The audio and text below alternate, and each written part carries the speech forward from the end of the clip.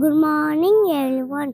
Today we are going to learn about emergency number 101. If any fire accident happen, we have to call 101 for fire station. 108. If any emergency means we have to call 108 for ambulance. 102. If any uncomfortable happen for women means we have to call 102 for women's helpline. 103. If any help needed for child means we have to call 103 for child helpline. 100. If any dangers happen for us means we have to call 100 for police. Thank you,